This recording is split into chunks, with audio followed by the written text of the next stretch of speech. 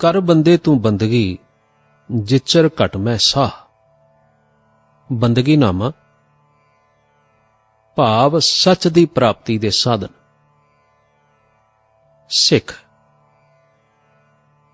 सिख दा असली मतलब सिखण दा अभिलाषी, सच दा खोजी जां ज्ञान दा मुतलाशी हुंदा है। सच दी तलाश सिख दे जीवन दा आधार अते आदर्श है।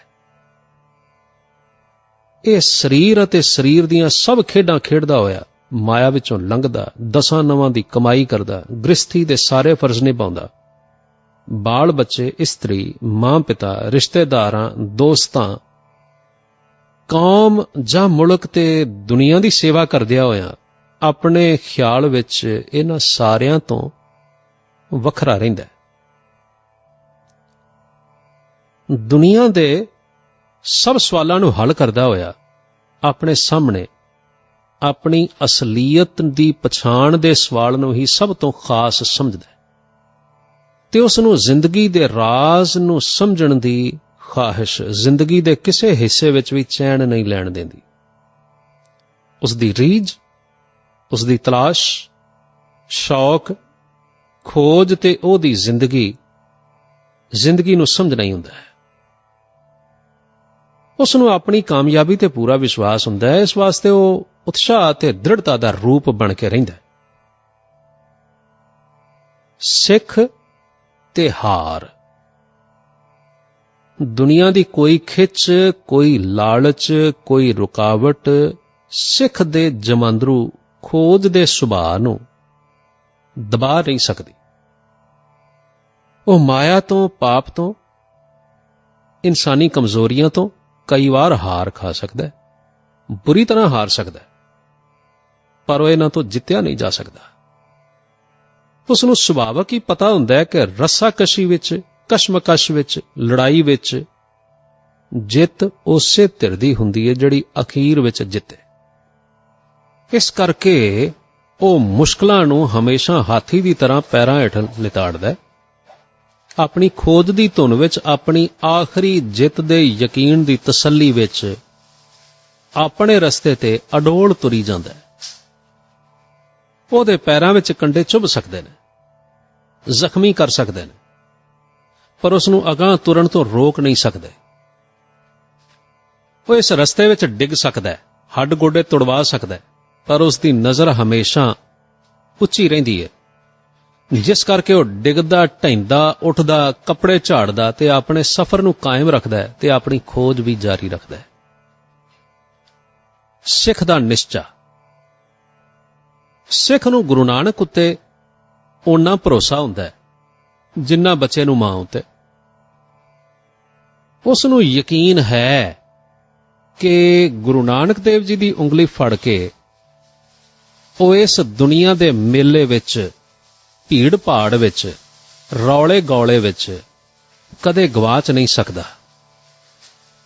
वो अपने गुरुदेव दे बचनां विच पूर्ण विश्वास रखदा है, गुरबाणी नूं सच समझदा है, पर अपने विश्वास नूं अंध विश्वास नहीं बनन देंदा। वो गुरु दे हर बचन नूं सियाणा ते होणहार विद्यार्थी होण दी तरह पूरे तौर ते समझण दी कोशिश करदा है। उस नूं पता हुंदा है कि जदों तक समझ ठीक ना होवे, ज्ञान प्राप्त ना होवे, इंसान दे कर्म ठीक तौर ते दुरुस्त नहीं हो सकदे।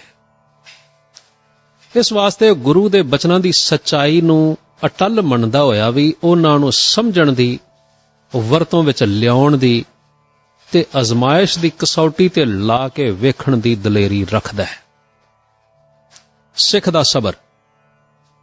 सिख नूं इह भी पता हुंदा है कि जिस चीज़ दी वो खोज करनी चाहुंदा है वो दुनिया दीयां सब खोजां तो मुश्किल खोज है। काली ते जल्दबाजी नाल काम नहीं चलना, इसलिए उसका सबर पहाड़ वर्गा दृढ़ ते गंभीर हुंदा है। उस विच इंतजार करन दी पूरी शक्ति हुंदी है। वो जिथे अपने गुरुदेव दे बचनां नूं नहीं समझदा उत्थे ठहर जांदा है, हथ जोड़ के निर्माण होके हाड़े पा के भुब्बा मार के समझण वास्ते, रोशनी वास्ते ते रहनुमाई वास्ते अरदास करदा है ਤੇ ਸੰਤੋਖ ਨਾਲ ਆਪਣੀ ਅਰਦਾਸ ਦਾ ਫਲ ਉਡੀਕਦਾ ਹੈ। ਉਹ ਜਾਣਦਾ ਹੈ ਕਿ ਉਸ ਦੀ ਅਵਸਥਾ ਅਨੁਸਾਰ ਉਸ ਨੂੰ ਵਾਹਿਗੁਰੂ ਦੇ ਅਪਾਰ ਭੰਡਾਰ ਵਿੱਚੋਂ ਰੋਸ਼ਨੀ ਆਉਣੀ ਹੈ। ਵਾਹਿਗੁਰੂ ਦੇ ਘਰ ਵਿੱਚ ਕਿਸੇ ਗੱਲ ਦਾ ਘਾਟਾ ਨਹੀਂ, ਪਰ ਹਰੇਕ ਪੁਰਸ਼ ਨੂੰ ਉਸ ਦੇ ਹਾਲਾਤ ਦੇ ਮੁਤਾਬਕ ਜਾਇਜ਼ ਜ਼ਰੂਰਤ ਅਨੁਸਾਰ ਦਾਤਾਂ ਮਿਲਦੀਆਂ ਨੇ।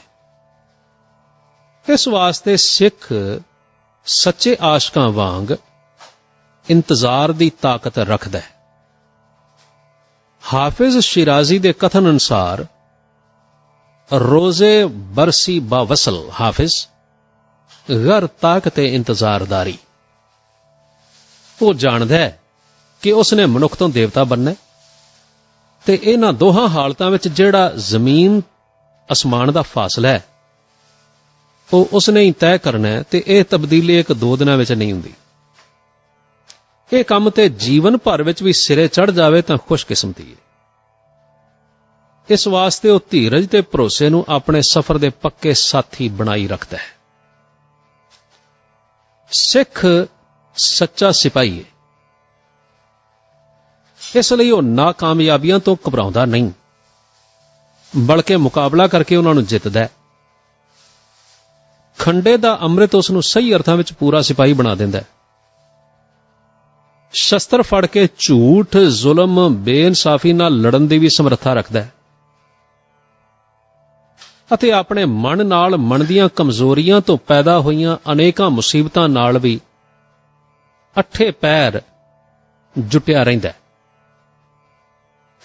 ਪਾਪਾਂ ਦੀਆਂ ਮੋਹਣੀਆਂ ਫੌਜਾਂ ਨੂੰ ਕੱਟਦਾ, ਟੁਕੜੇ ਟੁਕੜੇ ਕਰਦਾ, ਪੈਰਾਂ ਹੇਠ ਲਤਾੜਦਾ ਅੱਗੇ ਤੁਰਿਆ ਜਾਂਦਾ ਹੈ। ਸਿੱਖ ਦਾ ਮਨ ਰਣ ਭੂਮੀ ਹੁੰਦਾ ਹੈ, ਜਿਸ ਵਿੱਚ ਉਹ ਆਪਣੇ ਪੁਰਾਣੇ ਸਦੀਆਂ ਦੇ ਬਣੇ ਹੋਏ ਮਨੁੱਖੀ ਸੁਭਾਅ ਨਾਲ ਹਰ ਵੇਲੇ ਯੁੱਧ ਕਰਦਾ ਤੇ ਹਰ ਵੇਲੇ ਖਟਾਪਟੀ ਰੱਖਦਾ। ਸਿੱਖ ਵਾਸਤੇ ਨਿਡਰ ਹੋਣਾ, ਹਿੰਮਤੀ ਹੋਣਾ ਤੇ ਸੱਚ ਵਾਸਤੇ ਸਭ ਕੁਝ ਕੁਰਬਾਨ ਕਰਨ ਲਈ ਤਿਆਰ ਹੋਣਾ ਬਹੁਤ ਜ਼ਰੂਰੀ ਹੈ। ਸੱਚ ਸਭ ਕੁਝ ਦੀ ਕੁਰਬਾਨੀ ਮੰਗਦਾ ਹੈ, ਕਿਉਂਕਿ ਜਿੱਥੇ ਸੱਚ ਹੋਵੇ ਉੱਥੇ ਹੋਰ ਕੁਝ ਰਹਿ ਹੀ ਨਹੀਂ ਸਕਦਾ। ਸਿੱਖ ਦਾ ਆਦਰਸ਼। ਸਿੱਖ ਵਾਸਤੇ ਅੰਮ੍ਰਿਤ ਛਕਣਾ, ਰਹਿਤ ਰੱਖਣੀ, ਗੁਰਬਾਣੀ ਪੜ੍ਹਨੀ, ਕੀਰਤਨ ਕਰਨਾ, ਸੁਣਨਾ ਸਭ ਕੁਝ ਜ਼ਰੂਰੀ ਹੈ। ਪਰ ਸਿੱਖ ਨੂੰ ਇਹ ਵੀ ਪਤਾ ਹੋਣਾ ਚਾਹੀਦਾ ਹੈ ਕਿ ਸਭ ਕੁਝ ਜ਼ਰੀਏ ਨੇ, ਮਕਸਦ ਨਹੀਂ। ਪੌੜੀਆਂ ਨੇ, ਛੱਤ ਨਹੀਂ। ਸਫ਼ਰ ਹੈ, ਮੰਜ਼ਲ ਨਹੀਂ।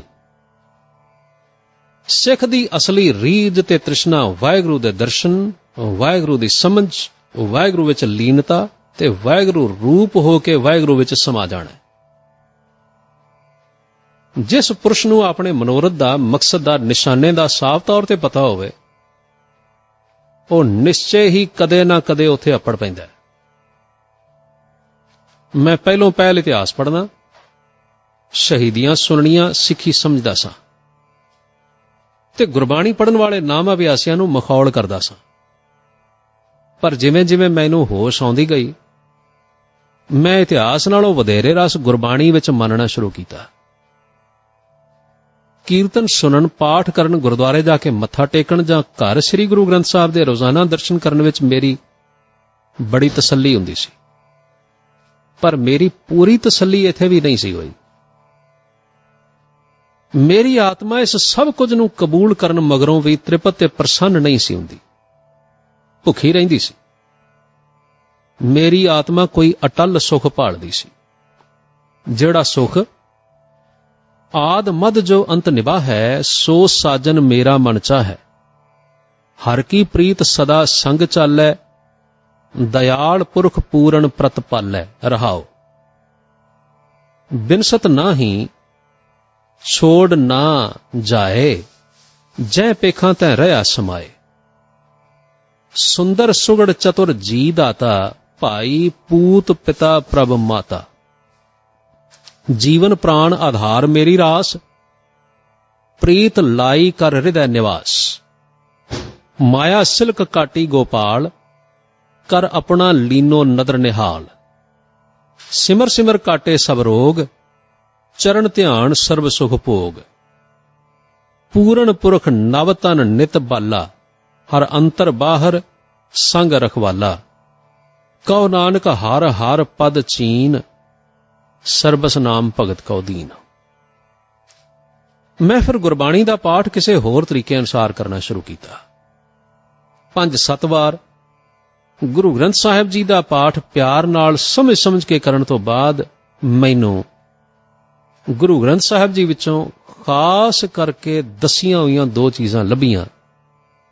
ਇੱਕ ਵਾਹਿਗੁਰੂ ਤੇ ਦੂਸਰਾ ਉਸ ਦੀ ਪ੍ਰਾਪਤੀ ਦਾ ਸਾਧਨ ਵਾਹਿਗੁਰੂ ਦਾ ਨਾਮ। ਮੈਂ ਇਹ ਨਹੀਂ ਕਹਿ ਸਕਦਾ ਕਿ ਕੋਈ ਸੌਖਾ ਕੰਮ ਸੀ, ਆਸਾਨ ਰਸਤਾ ਸੀ, ਪਰ ਇਸ ਦੇ ਰਸਤੇ ਜੋ ਸ਼ਾਂਤੀ, ਖੁਸ਼ੀ ਤੇ ਆਨੰਦ ਮੈਨੂੰ ਮਿਲੇ ਨੇ, ਉਹਨਾਂ ਦੇ ਮੁਕਾਬਲੇ ਵਿੱਚ ਮੈਂ ਆਪਣੀ ਸਾਰੀ ਮਿਹਨਤ, ਸਾਰੀ ਘਾਲਣਾ, ਸਾਰੀ ਕੋਸ਼ਿਸ਼ ਮਾਮੂਲੀ ਸਮਝਣਾ। ਮੈਨੂੰ ਤੇ ਜਿਵੇਂ ਕੌਡੀ ਬਦਲੇ ਹੀਰਾ ਮਿਲ ਗਿਆ। ਜਦੋਂ ਮੈਂ ਦੁਨੀਆ ਦੇ ਲੋਕਾਂ ਨੂੰ ਮਾਮੂਲੀ ਤੇ ਆਰਜ਼ੀ ਮਾਇਕ ਸੁੱਖਾਂ ਵਾਸਤੇ ਇੰਨੀ ਘਾਲਣਾ ਘਾਲਦਿਆਂ ਵੇਖਣਾ, ਤਾਂ ਆਪਣੇ ਆਪ ਨੂੰ ਉਹਨਾਂ ਦੇ ਮੁਕਾਬਲੇ ਵਿੱਚ ਮਾਮੂਲੀ ਕੋਸ਼ਿਸ਼ ਦੇ ਬਦਲੇ ਐਡੀ ਵਡਮੁੱਲੀ ਦਾਤ ਮਿਲਣ ਤੇ ਆਪਣੇ ਧੰਨ ਭਾਗ ਸਮਝਣਾ।